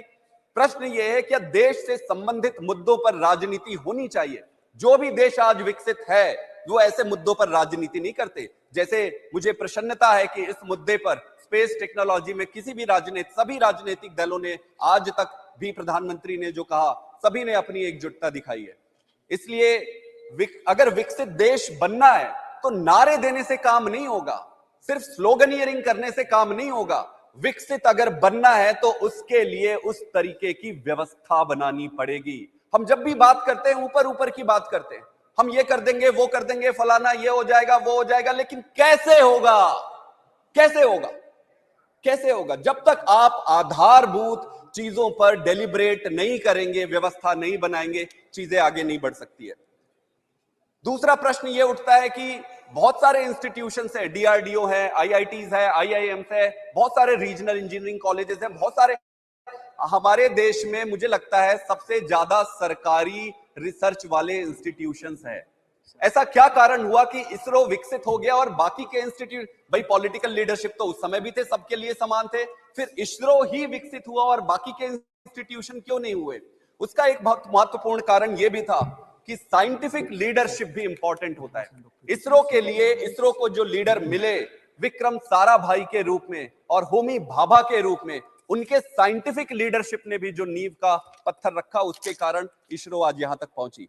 आप एक चीज और देखिए, वर्क कल्चर किसी भी इंस्टीट्यूशन के लिए सबसे महत्वपूर्ण होता है। अगर उस इंस्टीट्यूशन का वर्क कल्चर सही है तभी इंस्टीट्यूशन आगे बढ़ेगा। अगर वर्क कल्चर खराब हो गया तो चाहे आप चले जाओ, मैं चले जाऊं, दुनिया का कोई भी व्यक्ति चला जाए, ना उसको इधर कर सकता है ना उसको उधर कर सकता है। वर्क कल्चर को ठीक करना पड़ेगा। तो वर्क कल्चर में ऐसा क्या हुआ इसरो में? इसरो में जहां तक मेरी थोड़ी समझ है, मेरे कई सारे मित्र भी वहां पे काम करते हैं, वहां पर डिलीवरी बेस्ड टारगेट्स होते हैं, डिलीवरी बेस्ड टारगेट होते हैं। वहां पर मेरिटोक्रेसी पे सबसे ज्यादा ध्यान दिया गया है। भाई आप साइंटिस्टों की जब भर्ती करते हो, साइंटिस्टों को लेते हो, तो जिस तरीके से आप उनकी भर्ती करते हो, जो मानसिकता है वो आधार बनाती है। तो इसरो की जो वर्क कल्चर है वो बहुत सर्वोत्तम है हमारे देश में। अब प्रश्न ये उठता है, ये तो जान गए कि इसरो का ठीक है, लेकिन क्या उस वर्क कल्चर को दूसरी संस्थाओं में लाने का हमने प्रयास किया है? क्या हमने कभी ऐसी कमेटी बनाई है कि हम बाकी के दूसरी जो सरकारी संस्थाएं हैं वो क्यों फेल हो रही है? मैं फेल हो रही है नहीं कहना चाहूंगा, लेकिन अगर आप उम्मीद से कम परफॉर्म करते हो तो हमें उसको फेल मानना पड़ेगा। क्या आपने ये सोचा है कि हमारे देश में कितने सरकारी रिसर्च के इंस्टीट्यूशन है, उसको कितनी फंडिंग जाती है, और फंडिंग के हिसाब से कितने साइंटिस्ट है, क्या आउटपुट है? बहुत सारे ऐसे इंस्टीट्यूशन है जहां पे आउटपुट बिल्कुल जीरो है, फिर भी वो चले जा रहा है। सरकारी, हमारे गांव में ये कहा जाता है कि सरकारी नौकरी बहुत अच्छी होती है। आप पूछोगे कि भाई सरकारी नौकरी में क्या है, तो वो कहते हैं जी वहां काम करना नहीं पड़ता है। मैं गलत कह रहा हूं, हो सकता है मैं कई लोगों से, आप मेरे से असहमत हो, लेकिन सरकारी संस्थाओं की यह परिस्थिति हो गई है कि उसको अब ऐसा जगह माना जाता है कि वहां पे काम करना नहीं पड़ेगा। अगर सारे इंस्टीट्यूशन के वर्क कल्चर को ठीक नहीं किया गया समय रहते, तो यह मानना कि भारत विकसित होगा वो एक दिवा स्वप्न होगी। और सिर्फ भाषण से, सिर्फ किसी के भी, मेरे से भी, मैं राजनीतिक दलगत में उतरकर इस इतने महत्वपूर्ण मुद्दे को विशिएट नहीं करना चाहता हूं। आप वर्क कल्चर को ठीक करना पड़ेगा और इसके लिए सबको मिलकर काम करना पड़ेगा। मैं आईआईटी में, कैम्ब्रिज, ऑक्सफोर्ड, एमआईटी में पढ़ने के बाद मैं आईआईटी में प्रोफेसर था, मैं भी साइंटिस्ट था। साइंटिफिक जो फंडिंग है वो धीरे धीरे कम होती जा रही है। मैं मान सकता हूं कई सारी परिस्थितियां होंगी अलग अलग, वही तो लीडरशिप का परिचायक होता है। जब आपको कष्ट होता है, जब आपके पास कम पैसे होते हैं, तो कम पैसों में आप किसको कितना फंड करते हो और आपकी प्रायोरिटी क्या है, वही दर्शाता है कि लीडरशिप क्या है। जब आपके पास पूरे पैसे हैं, पर्याप्त पैसे हैं, तो सबको बराबर बांटना ये कोई बड़ी बात नहीं है। प्रश्न यही उठता है कि हम साइंटिफिक फंडिंग्स को धीरे धीरे क्यों काटते जा रहे हैं? हमें बैठना पड़ेगा, हमें सोचना पड़ेगा और इसको दलगत राजनीति से ऊपर उठाना पड़ेगा कि कोई भी सरकार आए, कोई भी पार्टी आए, इन सब पर राजनीति बिल्कुल नहीं होनी चाहिए। सबसे महत्वपूर्ण प्रश्न है कि हम बार बार ये कहते हैं कि ब्रेन ड्रेन हो रहा है, ब्रेन ड्रेन हो रहा है। मैं भी था देशों में 9.5 साल, 10 साल तक मैं बाहर था। मेरे मस्तिष्क में ये क्लियर था कि मुझे भारत में आना है और जो मर्जी हो जाए मैं अपने देश के लिए काम करूंगा। लेकिन मेरे से भी अच्छे साइंटिस्ट हैं जो मेरे से भी ज्यादा अच्छा कर सकते हैं, वो विदेशों में रुके। उनमें से कई वापस आए, कई वापस आके चले गए। चेयरमैन सर वापस आके चले गए। मैं आपको एक उदाहरण देता हूं। जब आप विदेश से अच्छी पढ़ाई करके साइंटिस्ट बन के यहां आते हो, साइंटिस्ट बनने के बाद आप क्या चाहोगे? भाई उसे लेबोरेटरी चाहिए। बिना लेबोरेटरी के साइंटिस्ट वैसे ही होता है जैसे बिना पानी के मछली और बिना भाषण का। साइंटिस्ट को आप साइंटिस्ट 2 साल में उसके काम करने की चेष्टा, उसकी सारा साइंस सब धरा का धरा रह जाता है। फिर 2 साल के बाद वो एक सरकारी नौकर बन जाता है। 2 साल बाद सिर्फ उसकी ये टेंशन रहती है कि मेरे को नौकरी कैसे बचानी है, प्रमोशन कैसे मेरा हो जाए, जैसे तैसे जुगाड़ तुगाड़ करके काम कर लो, काम करके भाई प्रमोशन हो जाए, तनख्वाह तो फिक्स है। मैं किसी के विरुद्ध नहीं कह रहा हूं, मैं वर्क कल्चर की बात कर रहा हूं। तो एक तो कोई वैज्ञानिकों के लिए आपको बेसिक मूलभूत जो सुविधा है वो करानी पड़ेगी। अगर आप ये नहीं करा पाते, अगर हम ये नहीं करा पाते हैं, तो ये सोचना कि देश विकसित होगा, ये दिवा स्वप्न होगा। हम वहीं के वहीं बैठे रहेंगे और ताली बजाते रहेंगे। एक और चीज है मेरिटोक्रेसी। मुझे यह लगता है कि साइंस, विज्ञान, साइंटिस्ट का रिक्रूटमेंट, इनको अपने देश में लाना, यहां पे उनको अच्छे तरीके से प्लेस करना, ये सबकी जिम्मेदारी होती है। अगर हम अच्छे साइंटिस्ट लाकर उनको रिटेन नहीं कर पाए, अच्छे वर्क कल्चर नहीं दे पाए, तो मुझे लगता है सारी सेलिब्रेशंस बेमानी होगी। हमने एक इसरो तो बना लिया, लेकिन सवाल एक इसरो होने से पर्याप्त नहीं है। हमें अपने देश को अगर विकसित बनाना है तो सारे सरकारी इंस्टीट्यूशन और प्राइवेट इंस्टीट्यूशंस में वर्क कल्चर को ठीक करना पड़ेगा। और ये ऑटोमेटिक नहीं होगा। इसके लिए पॉलिटिकल, हर चीज में हमें लगता है कि यार इस पे पॉलिटिक्स मत लाओ, इस पे पॉलिटिक्स मत लाओ, लेकिन अगर पॉलिटिक्स नहीं लाओगे तो कुछ सुधरने वाला नहीं है। इसलिए पॉलिटिक्स लेकर आओ, लेकिन अच्छी पॉलिटिक्स लेकर आओ। अच्छी पॉलिटिक्स लेकर आना है, हम सबको लेकर आना है, अच्छे इंस्टीट्यूशन बनाना है। एक बार फिर मैं बधाई देता हूं इसरो के साइंटिस्ट को और देश के उन सभी साइंटिस्ट को जो कम सुविधा के बावजूद इतना प्रयास कर रहे हैं। और मैं उम्मीद करता हूं कि ऐसे चीजों पर दलगत राजनीति से ऊपर उठकर देश हित में ऐसे काम करें जो भारत को, भारत माता को विकसित और सर्वोच्च बनाए। बहुत बहुत धन्यवाद। डॉक्टर जितेंद्र सिंह।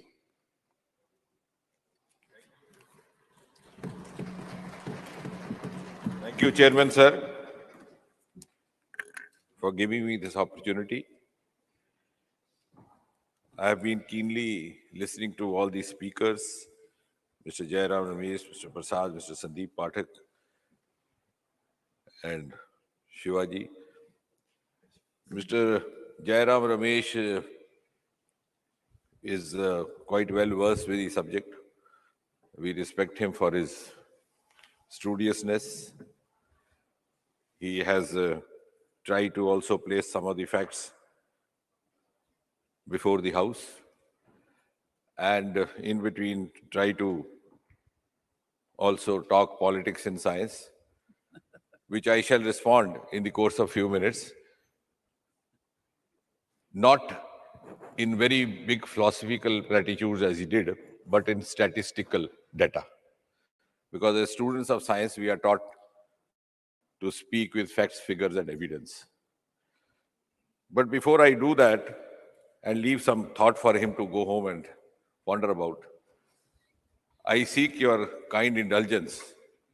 प्रधानमंत्री मोदी जी के नेतृत्व की सरकार के मर्यादा के अनुकूल आपकी यदि अनुमति हो तो गैलरी में बैठे एक हमारे सज्जन हैं, वो अगर खड़े होकर के अपना चेहरा दिखाएंगे सदस्यों को तो अच्छा लगेगा। Mister Veera Muthuvel, the project director of Chandrayaan, ladies and gentleman, you have celebrated Chandrayaan, you have seen Chandrayaan, you have sung Chandrayaan,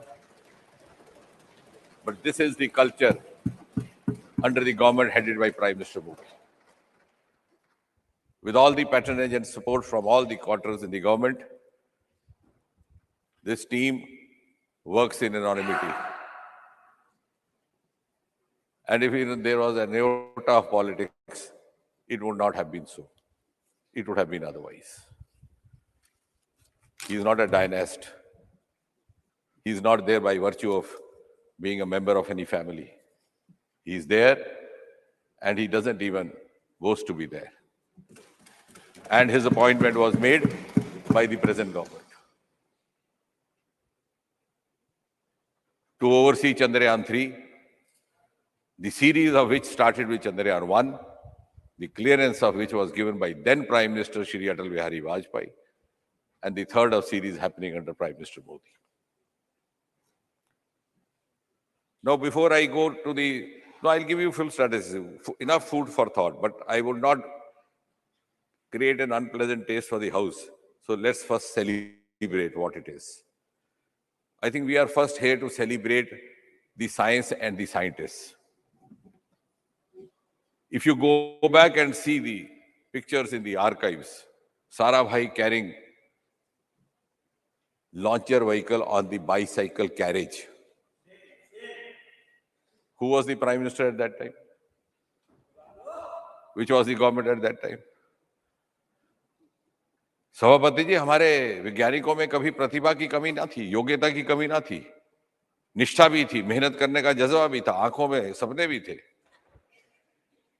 और कुछ ना होते हुए भी कर गुजरने का साहस था।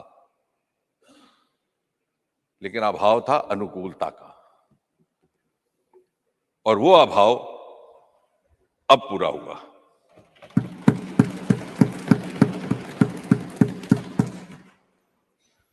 ये ठीक कहा गया। अब ये जो आंकड़े बताए गए, this is part of the history, I don't think we have to repeat it, everybody is familiar. You don't even need Crorepati question for this. Everybody knows it started in 1962. It began in 1969. You had the ISRO. All that has been given. What is important is that when we started our program in the early and mid 60s, on the one hand, you had Sarabhai, devoid of transport. And on the other hand, you had Soviet Union and United States preparing to land a human being on the surface of moon. So that was the gap, that was the difference and the distance between the two. And still, this group of young scientists had that courage. Now, what has happened which has led to this quantum leap? Something might have happened. कोई जादू की छड़ी आ गई. हमारे मित्र कह रहे थे कि वैज्ञानिकों को पैसा नहीं दिया जाता, प्रोत्साहन नहीं दिया जाता. उसकी भी मैं बात करूंगा एक एक करके. शायद कुछ एक हाल ही के दस्तावेजों से वो परिचित नहीं है. कुछ तो ऐसा हुआ होगा that we started meeting success now and not then. 3 generations later. इन्होंने कहा कि this is not a military program. ठीक कहा जयराम जी ने, and he complimented for not making it a military program. The question then is, if it was not a military program, then why were the civilians debarred from entering into the premises of Sriharikota? You had regimented it. It is for the first time that the gates of Sriharikota have been unlocked in 2020. Who was the Prime Minister that time? I'm not going to say. Because this debate is not around Prime Ministers. Unfortunately, it has been sought to be. No, you made it. You made it a Nehruvian debate. I don't want to go into Nehruvian blunders. I'm not going into that at all, because I said, with all honesty, we'll talk in facts, figures, on the basis of evidence. We don't even need to name the Prime Minister. I'm not naming anybody. But this happened only in 2020. At the time of launching of Chandrayaan, Chairman Sir, there were thousand media persons right at the site, watching it with their naked eye. Somebody tweeted from that side. I don't know whether it was Jairam ji himself. Ki what is the difference? Kya bada ho gaya? I was that time at that side. The landing had just happened 10 minutes earlier, and the media person confronted me. Ki what do you say? Ye aaya unka. वो भी विद्वान है. वो कह रहे हैं कि क्या फर्क पड़ा जो इतना शोर हो रहा है. I asked him, when did you come here last? He said, sir, first time. I said, that is the difference. No, this will tell you. बात तो आगे चलेगी. तो ये ट्वीट करने का क्या मतलब था? सुनिए बात को. You'll have to. Now the point is, the common man was debarred from even peeping inside the gates. This will address all that is being said. Now they are saying why they were kept away. You had kept the Space Department behind a wheel of secrecy. You had regimented it. You had disallowed it to be synergized with all these stakeholders. You had disallowed to the industry to indulge in this. And that is why the progress got halted. It took us 75 years to reach where we have reached. And that has happened after the quantum leap of the last few years. What has happened? Before 2014, there were 4 startups in space. 4. It is embarrassing to say. Between 2020 and today, there are 150 startups. Earlier ones have already turned into entrepreneurs like Skyroot and others. I'll come to, one of our friends spoke about the science at large, that also I'll come, but let's first celebrate what we are doing.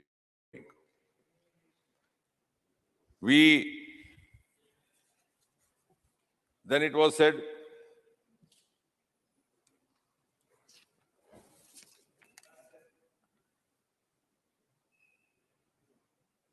engineering colleges, government engineering colleges, women colleges. This is what Jairam ji was saying. And he was saying, why you celebrate 5 IITs only? Thank God we celebrate. These were created by Nehru. But we have never said that our scientists are only from IITs. Even today, the gentleman I've introduced is not from IIT. None of them. And we have also celebrated women scientists, while Mr. Veera Muthul is the project director, the joint director is Kalpana. And of course, for Aditya, as P. Shivaji rightly mentioned, Nijar Sharji from Tamil Nadu. Now you have narrated entire history because you think you are addressing a house which hardly reads science, hardly reads space. So you score 1962, this happened, 1969, Sarabhai died. We know all those details. Sarabhai, I can give you even further details, how he died and what happened. He died from a myocardial infarction. There was a conference the night, he didn't wake up in the morning. Then Satish Dhawan. No, you have spoken. You have spoken. You have spoken. I'm not yielding. What I'm trying to say is, you are trying to narrate a chronology. You are trying to narrate a chronology simply to summarize the facts.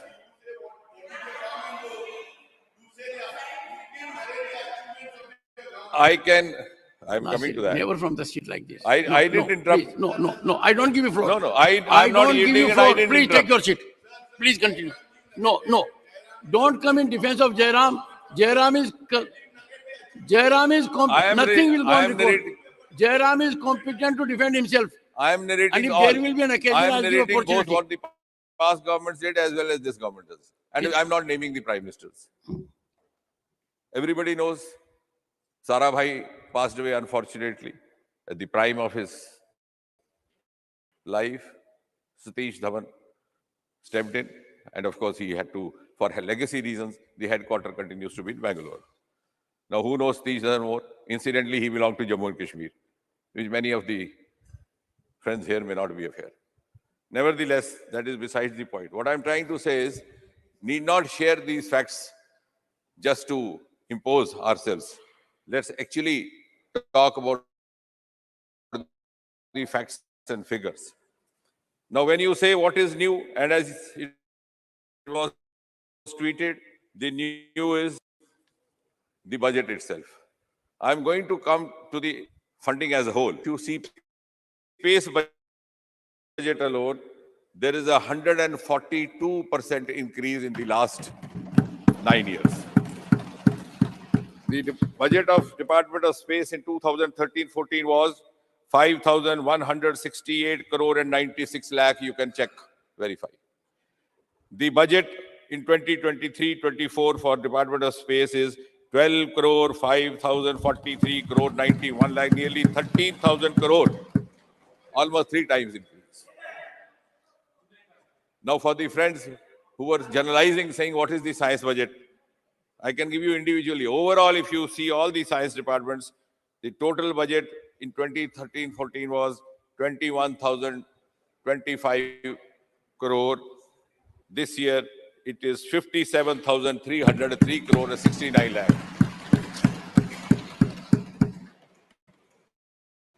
I'm not going to the other departments of science because, for example, even in atomic energy, somebody was referring to atomic energy. It was 7,561 crore in 2013-14. And it is now up 3 times, 25,078 crore. 49.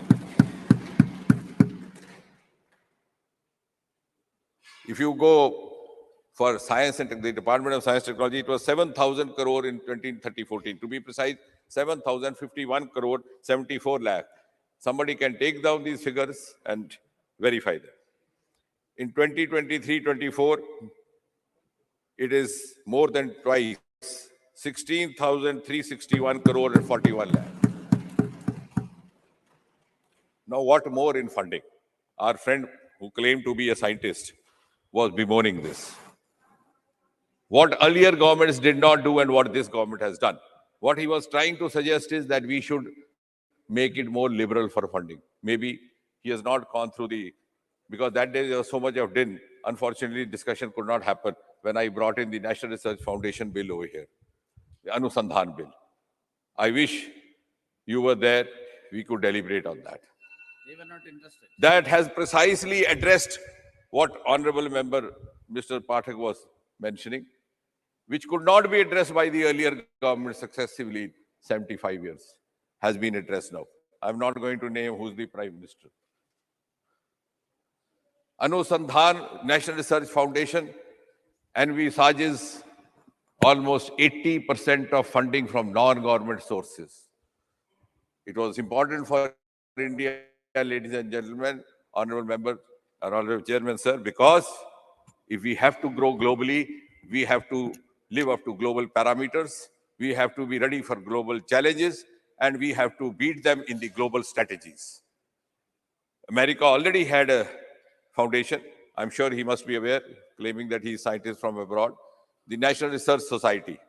Some of the European countries had, like Germany. Why didn't we have? Why did we have to wait 14 prime ministers? Why we waited for 14 prime ministers? Who will answer this? And this is all based on facts and figures. You can check it. Today, we have National Research Foundation in the form of... We'll resume at 2 p.m. The House stands adjourned to meet at 2 p.m. today.